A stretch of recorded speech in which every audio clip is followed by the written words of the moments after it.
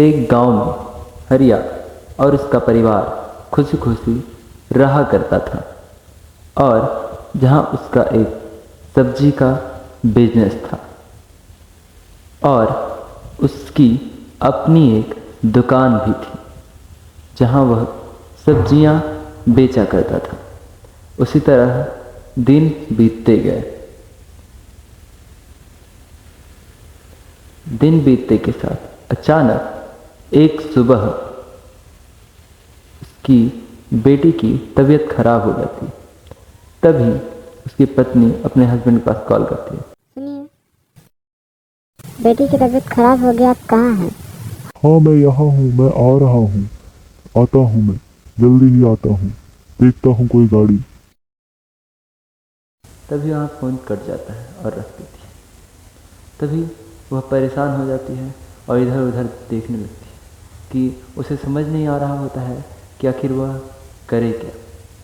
तभी वह फिर इधर उधर देखती है और फिर परेशान हो जाती है। तब तक हरिया भी इधर देख रहा था, किसी गाड़ी का इंतज़ार कर रहा था, पर उसे कोई गाड़ी नज़र नहीं आ रही थी। इसलिए वह खुद ही सोचता है कि दौड़ते हुए चला जाता हूँ।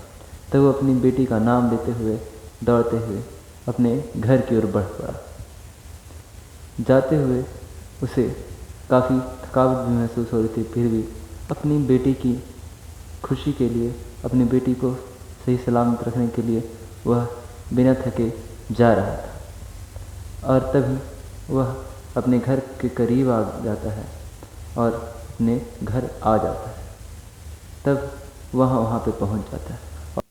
तभी उसकी बीवी उसे बताना शुरू करती है कि वह तब किचन में काम कर रही थी और अचानक से उसने देखा कि उसकी बेटी बेहोश हो गई है। तभी उसने आप इसके पास आया और आपको फ़ोन लगा दिया और वह फूट फूट कर फिर रोने लगी। तभी हरिया भी खूब परेशान होकर सेठ के पास कॉल लगाता है और सेठ को पूछता है। क्या सेठ जी, आपके पास कुछ पैसे हैं? सेठ कहता है, क्या हुआ हरिया? हाँ, मेरे पास कुछ पैसे हैं। तभी वह यह भी कहता है कि आ जाओ, मैं तुम्हें पैसे दे दूँगा। तब हरिया वहाँ से दौड़ते हुए तुरंत सेठ के पास जाने लगता। सेठ के पास जाते हुए वह यही सोच रहा था कि वहाँ से पैसे उसे तुरंत मिल जाएंगे। वह यही सोचकर सेठ के पास जा रहा था। सेठ का एक अपना घर और एक शॉपिंग मॉल भी था और एक जेवर की दुकान भी अच्छी खासी थी। तब तक वह हरिया सेठ के पास पहुंच जाता है और तभी वह घुटनों के बल गिर पड़ता है उसके सामने। तभी सेठ उसे देखकर कहता है कि क्या हुआ हरिया, तुम इतने परेशान क्यों लग रहे हो? तभी वह यह भी कह रहा होता है कि तुम पैसे मुझसे लेने आए हो, पर कुछ गिरवी का सामान लाए हो तो तभी मैं तुम्हें पैसे दे पाऊँगा, अथवा मैं तुम्हें पैसे नहीं दे पाऊँगा। तभी वह यह भी कह रहा होता है कि अगर तुम्हें ज़्यादा पैसों की ज़रूरत है तो कोई महंगी सामान या महंगी वस्तु तुम्हें मुझे देनी होगी। और वह यह कर चुप हो जाता है। तभी हरिया कहता है कि सेठ जी, आप मेरा फ़ोन ले लो गिरवी में और मुझे कुछ पैसे दे दो। मेरी बच्ची की तबीयत बहुत ख़राब हो गई है, मैं उसे कहीं अच्छे डॉक्टर के यहाँ दिखाऊंगा। और वह सेठ को अपना फ़ोन देने के लिए राज़ी करता है। और वह ये भी कहता है कि सेठ जी, आप मुझे कुछ पैसे दे दो, मैं कुछ दिन बाद अपना फ़ोन आपसे वही पैसे देकर वापस ले जाऊंगा।